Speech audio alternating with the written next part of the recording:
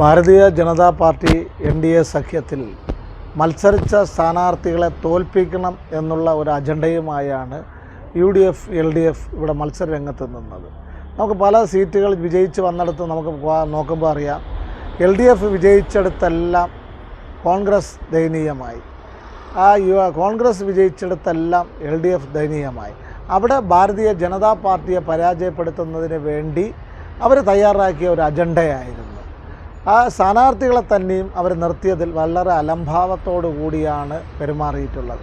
വളരെ ഭരണമുന്നണിയായ LDF പലയിടത്തും UDFന് അനുകൂലമായിട്ട് സ്ഥാനാർത്ഥികളെ നിർത്തിക്കൊടുക്കുകയും അവരെ ജയിപ്പിക്കുകയും എന്നുവെച്ചാൽ ഭരണം രണ്ടുപേരും കൂടി തുല്യ പങ്കാളിത്തത്തോടു കൂടി ഏറ്റെടുക്കുന്നതിന് വേണ്ടി ഉള്ളൊരു തയ്യാറെടുപ്പാണ്.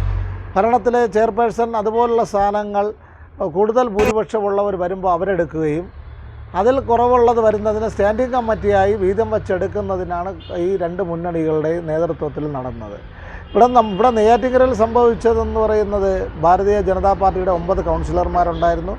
ആ 9 കൗൺസിലർമാരിൽ നിന്ന് 2 എണ്ണം കുറഞ്ഞുകൊണ്ടാണ് നമ്മളിലേക്ക് വന്നത്. അവർ നഗരസഭ നമ്മൾ പിടിച്ചെടുക്കും എന്നുള്ള ആ അജണ്ടയെ എങ്ങനെ അതിനെ ആദ്യം മുതൽ തന്നെ അത് BJP ഒരു കാരണവശാലും ഭരണത്തിൽ വരല്ലേ എന്ന് പറഞ്ഞുകൊണ്ടുള്ള രീതിയാണ് അവലംബിച്ചത്.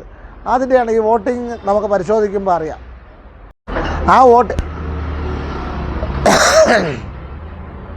ആ വോട്ടിംഗ് നിലവാരത്തിൽ നമ്മൾ പരിശോധിക്കുമ്പം LDF UDF BJP പരിശോധിക്കുമ്പോൾ BJP തുച്ഛമായ വോട്ടുകൾക്കാണ് പലയിടത്തും പരാജയപ്പെട്ടത്. നമ്മൾ വളരെ പ്രതീക്ഷയില്ലാത്ത സ്ഥലങ്ങളിൽ ജനങ്ങൾ നെഞ്ചിലേറ്റി. വളരെ തന്ത്രപൂർവ്വം LDF UDFും ഇപ്പോൾ ആലമൂട് വാർഡിലെ സംബന്ധിച്ചിടത്തോളം തന്നെ LDF UDFും കൂടി അതിലെ നേതൃനിര ഒറ്റക്കെട്ടായി നിന്നുകൊണ്ടാണ് LDFിൻ്റെ മാത്രം കാൻഡിഡേറ്റിനെ നിർത്തി ചെയർപേഴ്സൺ എന്നുള്ള പരസ്യം കൊടുത്തുകൊണ്ട് അവർ രണ്ടുപേരും കൂടി ഒരേ തരത്തിലാണ് വോട്ട് കേന്ദ്രീകരിച്ചത്. UDFന് ഇവിടെയൊന്നും ഇല്ലാത്ത ഒരാളെ കൊണ്ടുവന്ന് അവർ ഒരു സ്ഥാനാർത്ഥിയെ പേരിനുണ്ടെന്ന് കാണിക്കുക, അവരുടെ വീടുകളിൽ പ്രവർത്തനമോ അങ്ങനെയൊന്നുമില്ല. പക്ഷേ അവിടുത്തെ ജനങ്ങൾ അതിൽ ആ UDFന് ആയിട്ടുള്ള പ്രവർത്തകർ, സാധാരണ താഴെ തട്ടിലുള്ള പ്രവർത്തകർ വോട്ടിടാൻ വരാതിരിക്കുകയും അല്ലാത്തവർ നേതൃനില വന്ന് UDFിൻ്റെ നേതൃനിര അവരുടെ കുടുംബത്തോടെ വന്ന് LDFന് വോട്ടിടുന്ന കാഴ്ചയാണ് കണ്ടത്. എന്നിട്ട് അപൂർവമായി സാധാരണ പ്രവർത്തകർ വന്നാണ് അവർക്ക് ഈ തുച്ഛമായ വോട്ട്.